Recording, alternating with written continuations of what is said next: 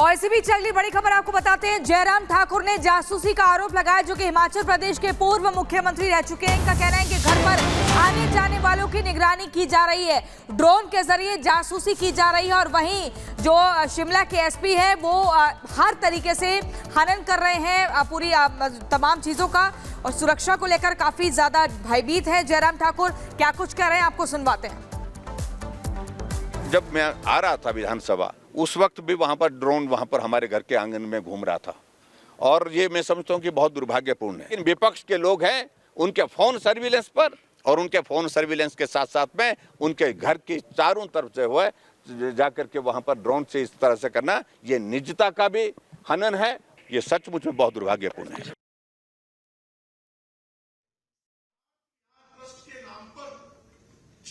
घोटाला किया है, ये सबके सामने है। हमारी मांग है कि इस मामले की सीबीआई जांच होनी चाहिए। जिस तरह से श्रीमान मल्लिकार्जुन खड़गे और कर्नाटक की सरकार में उनके मंत्री पुत्र प्रियांक खड़गे ने जिस तरह का जमीन घोटाला किया है, उस जमीन घोटाले की सीबीआई जांच होनी चाहिए। जिस तरह से सिद्धार्थ विहार ट्रस्ट, और सिद्धार्थ विहार ट्रस्ट में लोग कौन है, इसमें जो है उनकी अपनी पत्नी, उनके मल्लिकार्जुन खड़गे के अलावा उनकी पत्नी राधाबाई खड़गे, उनके दामाद और गुलबर्गा के सांसद राधाकृष्ण डोड्डामणि, उनके बेटे और कर्नाटक सरकार मंत्री प्रियांक खड़गे, और दूसरे बेटे राहुल खड़गे हैं।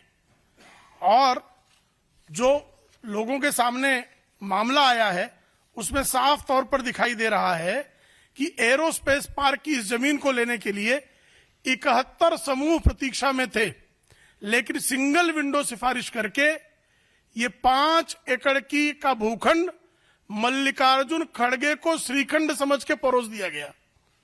कांग्रेस की सरकार ने, सिद्धारमैया ने अपना खुद घोटाला किया, तो कहा अब अपने राष्ट्रीय अध्यक्ष को भी अगर एक घोटाले का लाभार्थी नहीं बनाया गया तो राष्ट्रीय अध्यक्ष नाराज हो सकते हैं। इसलिए उन्होंने ये जमीन दे दी। कर्नाटक की सरकार में सोशल वेलफेयर डिपार्टमेंट के मुख्य सचिव मेजर मणिवन्नन पी ने कर्नाटक की सरकार को पत्र लिखकर सरकार के ही सोशल वेलफेयर प्रोजेक्ट विभाग के लिए इस भूखंड की मांग की थी। उससे अधिक पात्रता और किसी की हो ही नहीं सकती थी। सोशल वेलफेयर, सामाजिक कल्याण की बजाय जो है ये परिवार कल्याण का कार्य प्रारंभ कर लिया गया, और ई ऑक्शन बिना किए, अगर इसका ई ऑक्शन किया जाता तो कर्नाटक की सरकार को 15 से 20 करोड़ रुपयों की राजस्व की प्राप्ति सुनिश्चित थी, लेकिन ये उन्होंने नहीं होने दिया। और क्या ये परिवार जो है, कर्नाटक के लोगों को जो है वेतन देने के लिए पैसे नहीं है, लेकिन राष्ट्रीय अध्यक्ष पर लुटाने के लिए उनके पास 15-20 करोड़ रुपयों की खैरात है। तो ये साफ बताता है कि लूट और कंगाली, जहां जहां कांग्रेसी जाते हैं, लूट और कंगाली लेकर आते हैं। और कल एक और घटना हुई है कर्नाटक में। कर्नाटक की सरकार ने श्री हनुमान की जन्मस्थली माने जाने वाले कर्नाटक के गंगावटी नगर में वहां के लैंप पोस्ट पर श्री हनुमान जी और श्री राम जी के अंकित चित्रों को हटाने का निर्देश दे दिया।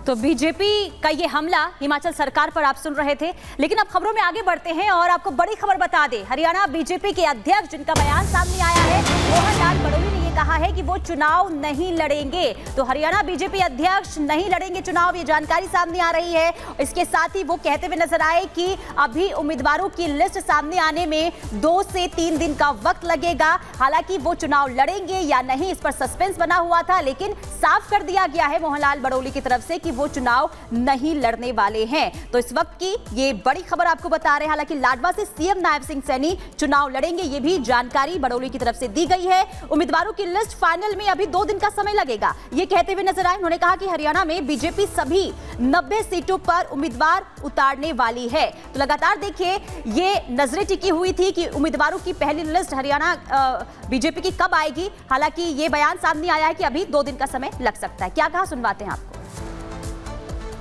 चुनाव समिति की बैठक में सभी 90 की 90 विधानसभाओं पर चर्चा हुई और उसको शॉर्ट लिस्ट कर लिया गया है। कुछ अभी 2 दिन का समय और लगेगा। मैं प्रदेश अध्यक्ष हूं और प्रदेश अध्यक्ष होने के नाते 90 की 90 विधानसभा सीटें लड़वाने का काम करूंगा। आप खुद और मैं खुद चुनाव नहीं लड़ रहा हूं। सीएम साहब लाडवा से चुनाव लड़ेंगे। 55 नाम चुनाव जीतों की लिस्ट है और वो नाम देख के आप भी कहेंगे कि भारतीय जनता पार्टी डंके की चोट पर चुनाव जीतने जा रही है। बाकी नामों का भी जल्दी फैसला हो जाएगा। लिस्ट तो शायद देखो जब केंद्रीय नेतृत्व चाहेगा वो आउट करेगा, लेकिन बीजेपी तीसरी बार फिर जीतने जा रही है। और इसी बीच अगली खबर आपको बता दें, केंद्रीय विदेश मंत्री एस जयशंकर का बड़ा बयान। सीधे तौर पर कहते हैं पाकिस्तान से बातचीत का दौर खत्म हो चुका है, अब किसी भी हरकत का मुंह तोड़ जवाब दिया जाएगा। ये केंद्रीय विदेश मंत्री एस जयशंकर की तरफ से कहा गया है कि अब किसी तरीके की कोई बातचीत नहीं हो सकती है। बातचीत का दौर अलग था और वो दौर खत्म हो चुका है। अब अगर किसी भी तरह की कोई हरकत होती है तो करारा जवाब दिया जाएगा, क्योंकि आपको बता दें बीते कई सालों में हम देख रहे हैं पाकिस्तान की तरफ से आतंकी गतिविधियों को अंजाम दिया जाता है, छिप छिप कर वार किया जाता है। इसी को लेकर ये एक बड़ा बयान दिया है विदेश मंत्री एस जयशंकर ने कि किसी भी तरह की कोई बातचीत का दरवाजा नहीं खुला है।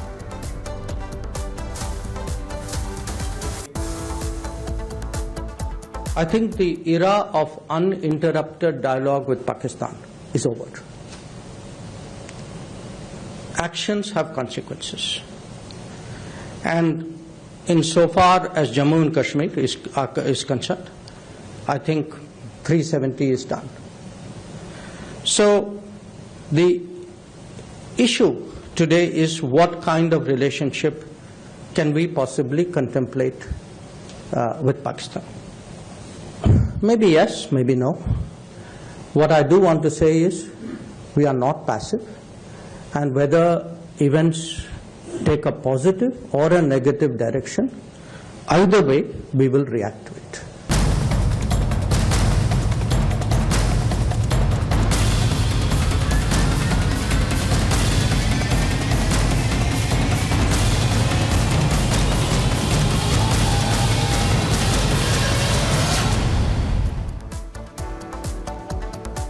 चलिए आगे बढ़ेंगे और अब बात करेंगे सैलाब की मार, संकट आपार। बात गुजरात की करते हैं। गुजरात में बाढ़ और बारिश से स्थिति लगातार खराब होती चली गई है। 18 जिले ऐसे हैं जहां पर हाहाकार मचा हुआ है। सड़क हो, घर हो, एक समान नजर आ रहे हैं। ये तस्वीर आपको दिखा रहे हैं किस तरीके से यहां पर अब एनडीआरएफ और एसडीआरएफ की टीम जिनकी तैनाती की गई है और लगातार ये कोशिश हो रही है कि सभी को सुरक्षित स्थान पर पहुंचाया जाए। तो गुजरात के 18 जिलों में बाढ़ के हालात हैं। 5 जिलों की बात करें जिसमें राजकोट है, मोरबी, खेड़ा, वडोदरा और द्वारका, यहां पर सेना को तैनात किया गया है। और भारी बारिश और बाढ़ की वजह से घर जो है, दुकान है, सड़क, खेत सब डूब गए हैं।